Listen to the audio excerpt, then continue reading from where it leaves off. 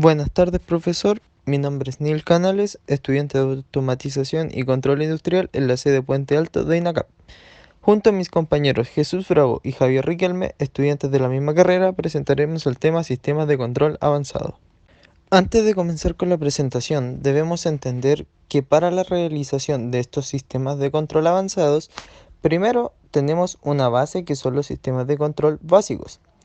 Entonces, para hacer un resumen breve del tema, antes de entrar al detalle de cada uno de estos controles avanzados, estas técnicas de control vinieron a brindar un apoyo y mejoramiento en el comportamiento del control básico, ya que en estos controles con feedback habían considerables desventajas. Las desventajas considerables que habían en estos controles con feedback son: solo hay corrección cuando el valor de la variable controlada se ha desviado de su punto de consigna. Por lo tanto, es imposible evitar el error inicial en la variable controlada. Y la otra desventaja es que el controlador no puede adelantarse a las perturbaciones, aunque éstas pueden ser conocidas y medidas.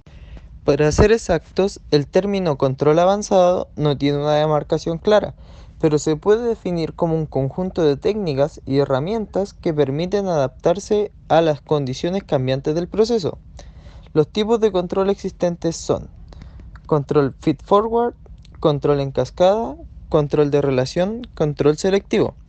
En esta presentación nos enfocaremos en los primeros tres, es decir, control feed-forward, control en cascada y control de relación.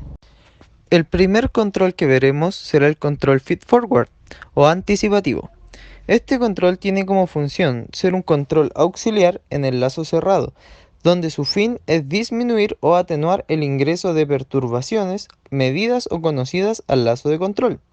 Su nombre se debe a que este tipo de control se adelanta o anticipa a las perturbaciones. En este tipo de control, la información relacionada con una o más condiciones que puedan perturbar la variable controlada se realimentan para minimizar la desviación de la variable controlada. El control anticipativo feed-forward se basa en la medición de una o más variables de entrada y actúa simultáneamente sobre la variable manipulada, que produce la salida deseada del proceso. Con el control anticipativo se cancelan los efectos indeseables de perturbaciones medibles al compensarlos antes de que se perciban en la salida. Su diseño se basa en un sistema de cómputo que tiene como entrada las señales que provienen de la medición de las perturbaciones y como salida la modificación que debe hacerse en la variable manipulada para que la variable controlada no se desvíe de su punto de referencia.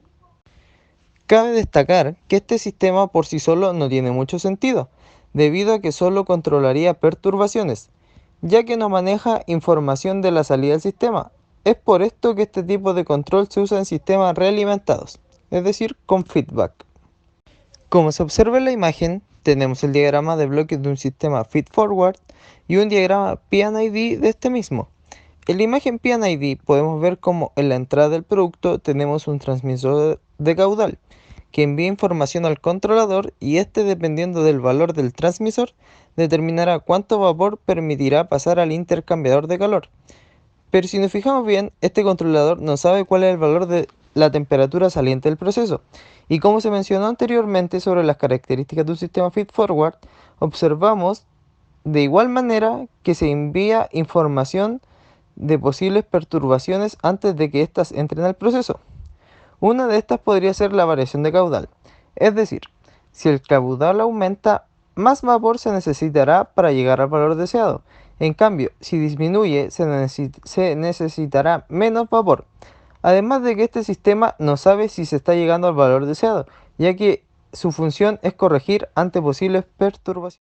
Las principales aplicaciones de un sistema feed-forward son en procesos difíciles de controlar por realimentación, debido a la presencia de tiempo muerto y retardos considerables, en procesos que reciben flujos no controlados provenientes de otras partes de la planta y que puedan afectar a la variable controlada, procesos en el que la variable controlada no puede medirse con precisión o de modo continuo, procesos en el que la variable controlada no es fija y viene determinada por otras.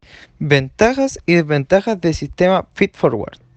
Las ventajas: Una de las ventajas es que detecta las variables perturbadoras y toma la acción correctiva antes de que la variable controlada se desvíe de su punto de referencia.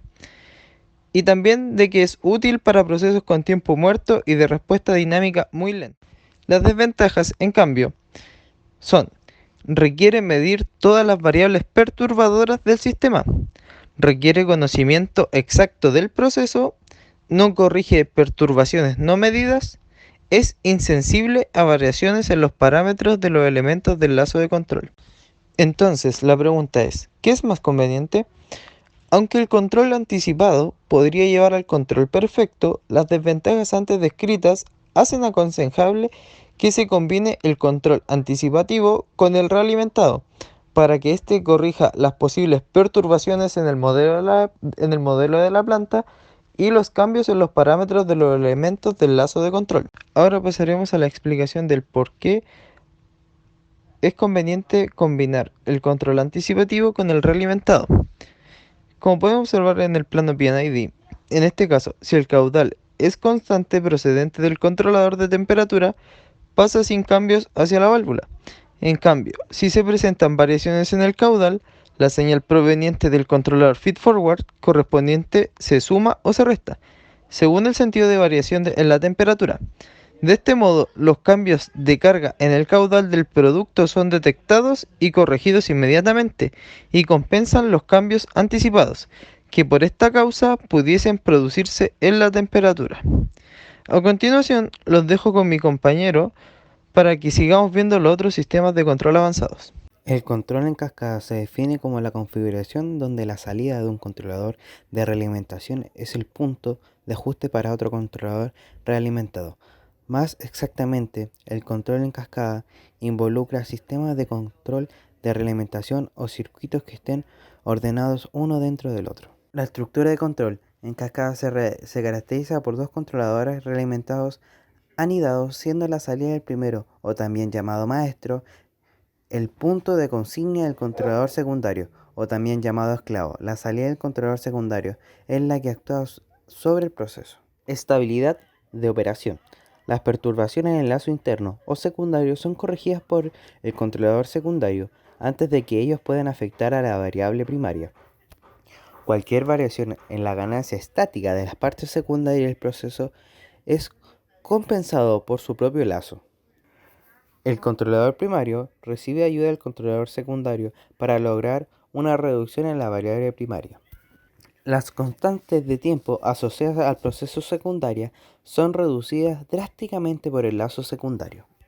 Es aplicable solo cuando pueden obtener mediciones de variables adicionales al proceso.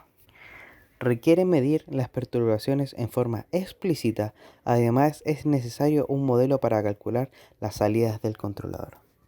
Un ejemplo donde podemos ver el control en cascada es en los hornos de precalentamiento con control de realimentación. ¿Qué se debe tener en cuenta al implementar el control en cascada? Para que el control en cascada sea efectivo es necesario escoger adecuadamente la variable secundaria, teniendo en cuenta las perturbaciones que pueden presentar y la velocidad de respuesta de los distintos componentes.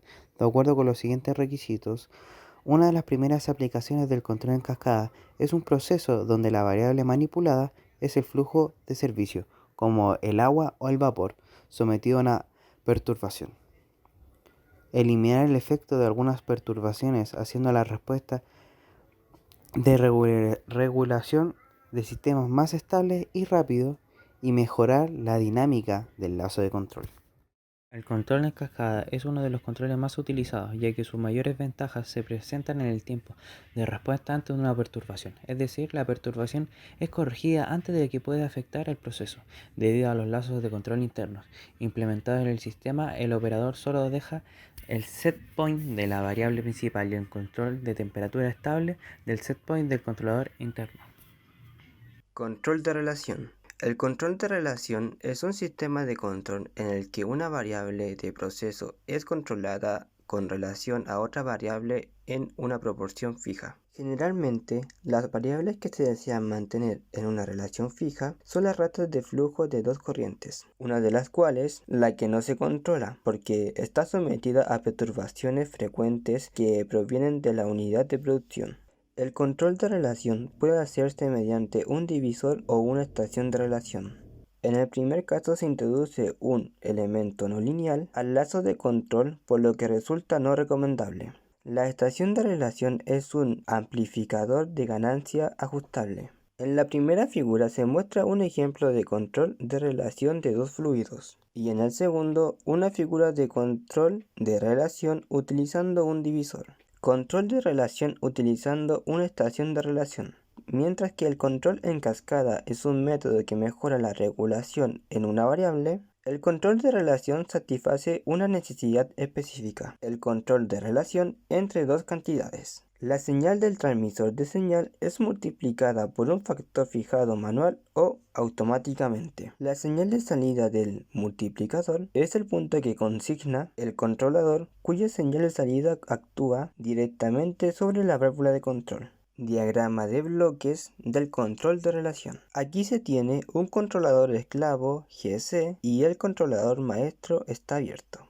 No hay lazo maestro. Por ejemplo, se desea tener 3 veces X o QX. El maestro es un comando fijado al esclavo y el esclavo es el único controlador que permanece. Este tipo de control se puede considerar un control de cascada desgenerado. Cuando se usa el control de relación, debe tenerse presente expresar los flujos de las mismas unidades. Las señales que lleguen a las divisiones, estación de relación y controlador deben tener las mismas características lineal o cuadrática. Ajustar la relación de estación teniendo en cuenta el rango de las transmisiones, donde FC es la relación de flujo manipulado, F1 es la relación de flujo libre o no controlado, delta CC es el rango del transmisor de flujo controlado, delta C1 es el rango del transmisor de flujo no controlado. Aplicaciones. 1. Mantener constantemente la relación de dos corrientes que se mezclan para garantizar la composición de la mezcla. 2. Mantener una relación óptima entre las ratas de flujo de combustible y aire en una caldera. 3. Conservar la rata de flujo de líquidos a la rata de flujo de vapor, LV, en una torre de absorción.